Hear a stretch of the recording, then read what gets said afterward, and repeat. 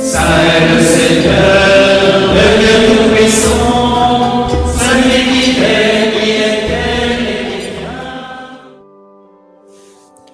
Frères et sœurs en Jésus-Christ, bienvenue dans votre rubrique Saint du jour, disponible sur notre chaîne YouTube et notre page Facebook.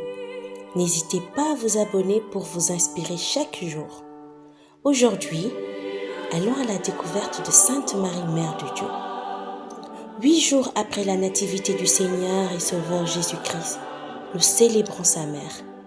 La maternité de Marie est louée dans Luc 11 au verset 27 et 28 par une femme qui, admirant le Fils, exalte la mère. Heureuse la mère qui t'a porté dans ses entrailles et qui t'a nourri de son lait. La réponse de Jésus est pourtant étonnante. Heureux plutôt ceux qui écoutent la parole de Dieu et la mettent en pratique. À Maria Valtorta, Jésus explique la joie que lui a procuré la louange de cette femme et surtout la réponse qu'il lui donne. En vérité, je vous dis qu'au ciel, on ne mesure pas avec les mesures de la terre. Et ma mère elle-même sera heureuse, moins en raison de son âme immaculée que pour avoir écouté la parole de Dieu et l'avoir mise en pratique par l'obéissance. Que l'âme de Marie soit faite sans faute, c'est un prodige du Créateur. C'est à lui donc qu'on va la louange. Mais qu'il soit fait de moi selon ta parole, c'est un prodige de ma mère. C'est donc en cela que son mérite est grand.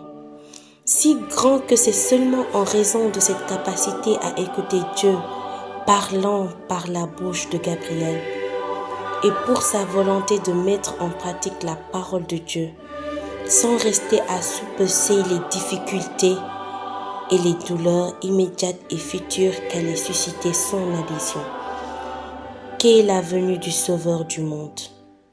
Vous voyez donc qu'elle est ma bienheureuse mère, non seulement parce qu'elle m'a engendrée et allaitée, mais parce qu'elle a écouté la parole de Dieu et l'a mise en pratique par l'obéissance. Aujourd'hui, nous fêtons aussi Saint Fulgence de Ruspe et Saint Odilon de Cluny. Bonne fête à tous les aumôniers. Bonne fête de Marie, Mère de Dieu. À demain pour de nouveaux